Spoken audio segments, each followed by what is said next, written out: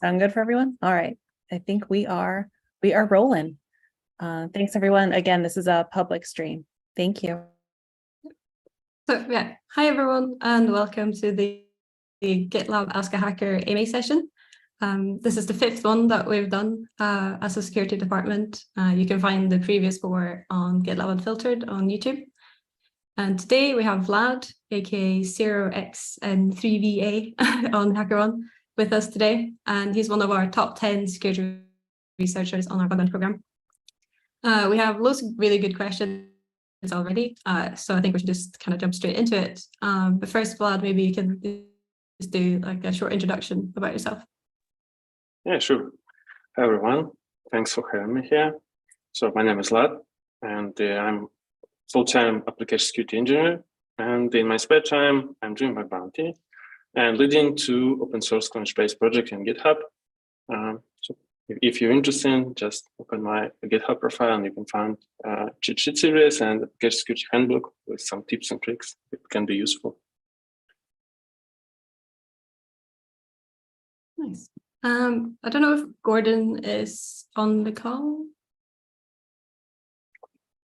No, if not, I'll just vocalize for him. So he asks, when you first started, was it easy to find low-hanging fruit, or did it take some time to get into the right mindset and learn the tricks? Actually, it took some time, and my first attempt was in 2021. So I tried to hack around. So I learned a lot of stuff, but I wasn't able to find something really special and remarkable. So I decided to return a year later back and try it again, and it gave its better results. But still, honestly, I believe that I'm searching for an approach that works for me. But however, it looks like there's no final point in this search, because the more time you spend on bug bounty, the more horizons open up for you, and you're starting to look on the same things differently, and they found something new in all the approaches. So it's like impossible to reach out some final goal and they say, okay, I'm in a place where I can do everything what I'd like, and I have enough skills to hack everywhere and do everywhere what I'd like.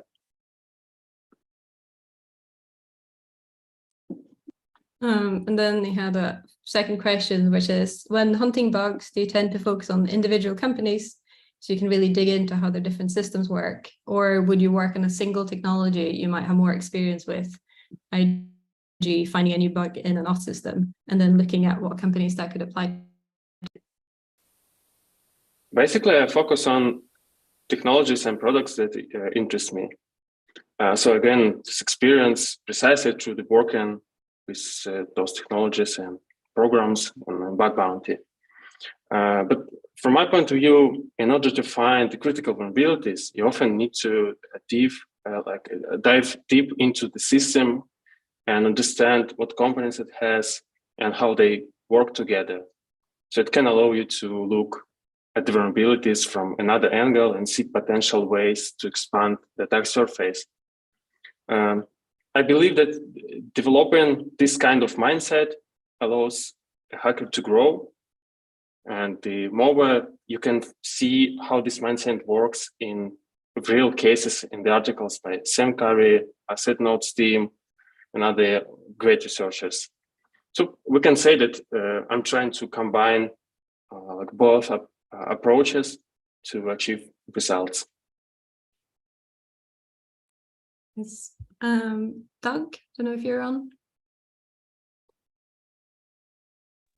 Yes, hello. Awesome. Hey On you there. go. Do you want to vocalize your question?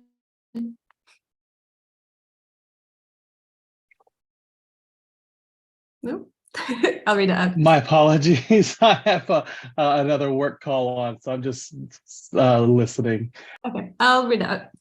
How would you go about finding flaws in secrets management systems that are tied into GitLab? Any common things that tend to be mismanaged or misconfigured when multiple companies have access to an application?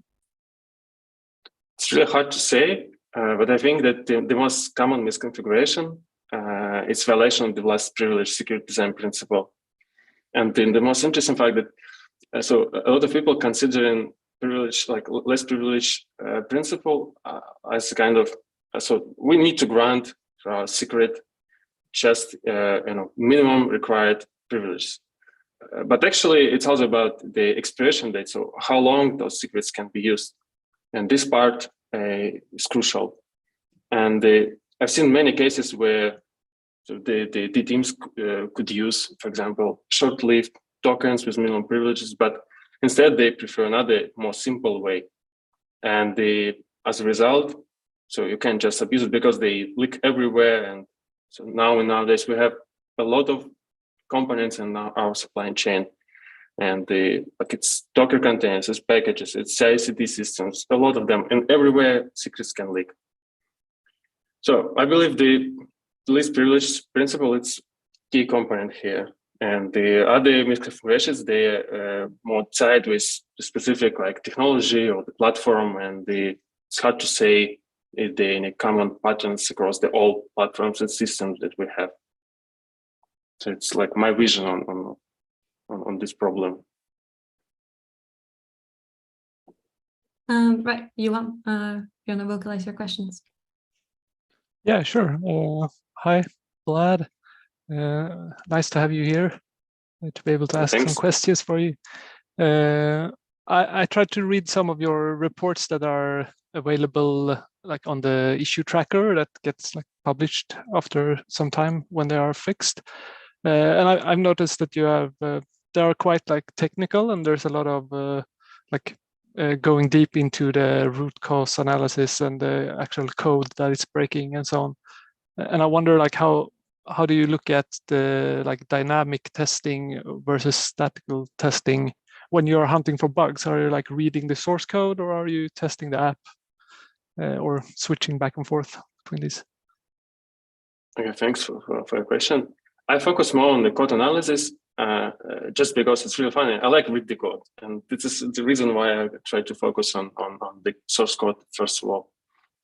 So I like understand how it works, how to find I'm really interested to find the root cause that lead to vulnerability. It's something happened, it's not satisfying me, so I need to know why it's happened. And it's the reason why I started to dig, try to find what's going on, to start to debug it. But in many cases, it's not enough to just read the code.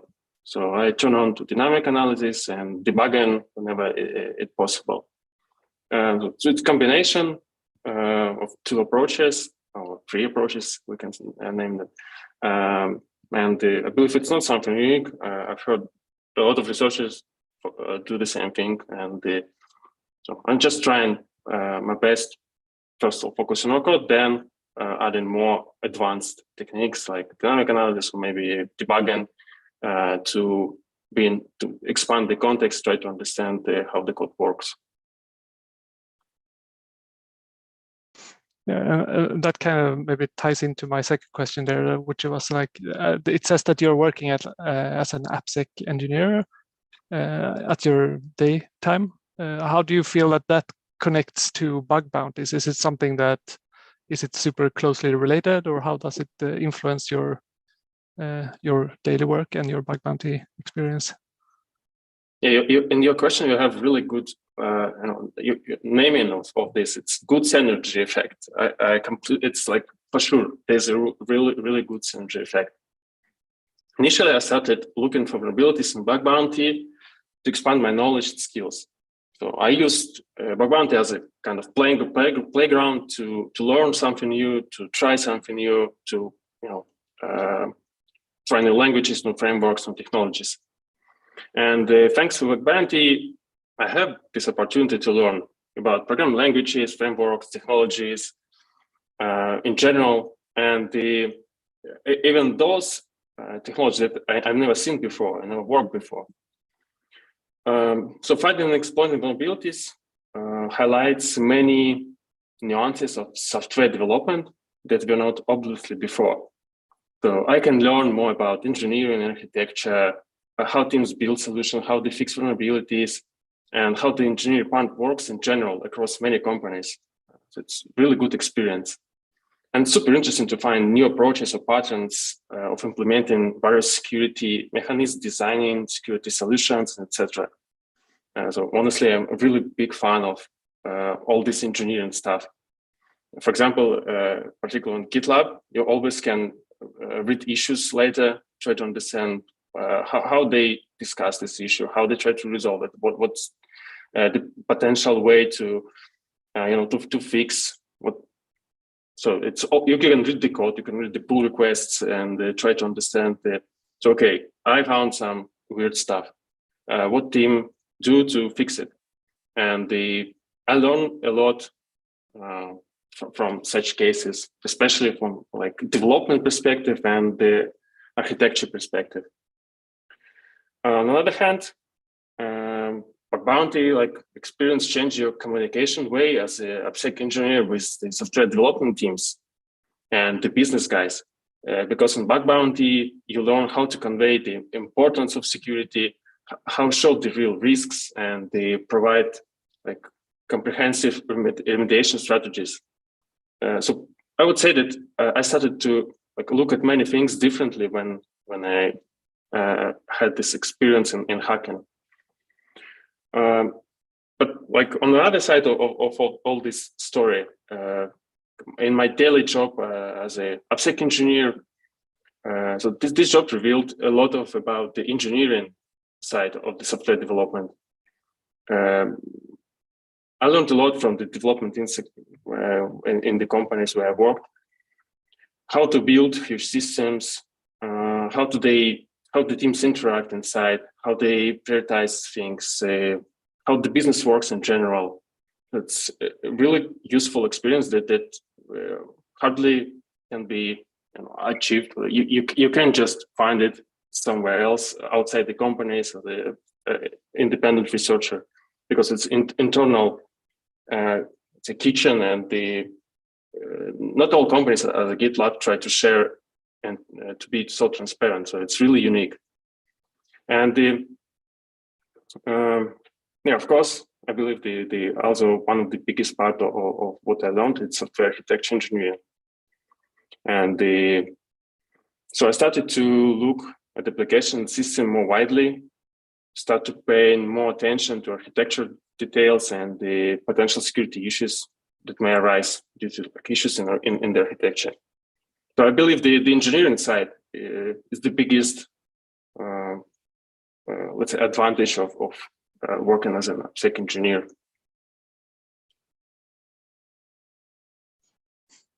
Yeah, thank you. I don't know if you want to jump to the next person, Ottilia. Yeah, of course. It's you ask really good questions. I enjoyed to think about them, to prepare. So yeah, let's do it. You can ask your last one if you want, Johan. Okay, so I just go on. So I have experience of this as well. Like I could see in your reports that you sometimes have like debates with the GitLab team, like about severities or impact, and there's always like a back and forth. And my experience with the GitLab team is that it's always like they always listen to it. But I would like to hear your experience, both from GitLab and if it's if you feel something they are doing great or something they're not doing as great. Okay, honestly, the GitLab security team is one of the most mature teams I've worked with. It's worth noting that the overall level of engineering and security in GitLab is very mature as well. So at least by judging what is publicly available in issues, development, documentations, source code. So in contrast to other teams, the GitLab, as we already mentioned, provide exceptional transparency for the researchers, for the whole world. Regarding the impact, I think that it's responsibility of the researcher to show the potential impact as full as possible. So if you'd like to be aligned with the security team on the other side, please try to explain your vision of the situation. So honestly, I don't believe that security team can see the whole picture in 100% of cases. And as a researcher, I would like to cover all gray areas and explain why the particular vulnerability is a security issue. So in many cases, the team can just miss like a potential way to exploit some things, and the ways how the vulnerability can, like how you can expand the attack surface, especially if you're reporting something not standard. It's not like standard XSS or ETSI that already really well known and everyone understands what's going on. So if it's new technology, new technique, it's not obvious sometimes. And I know it also from the other side of this bug bounty. So when some reports come to you, sometimes you're like, yeah, I need more time to understand what's going on. It's not easy job at all. And so you just can't expect as a researcher that you're on the same page with the team, that they understand the risk as you understand those risks. And so honestly, I did not come to this opinion right away, and sometimes I'm still fail to cope with this task. Anyway, like this, maybe it's not, this opinion maybe not so popular across the bug bounty researchers, because sometimes you can hear that it can be out of scope, like post-exploitation, showing the impact. This is true. I completely agree with this vision and with this opinion. You need to find the right balance. So of course, if you have a SQL injection, you shouldn't drop the whole database just so, oh, I can exploit this. Like, it's not okay. So the balance is the key. You also asked regarding what can be improved. Actually, it's difficult to say from like outside, because in many cases, I understand the way when the GitLab makes, like the team makes some decision regarding impact, vulnerability, fix, not fix, no fix, and so on. And so I would prefer refrain from giving advice on them, if you don't mind. The only thing that you know, maybe. So I would like to ask if there is a possibility to, you know,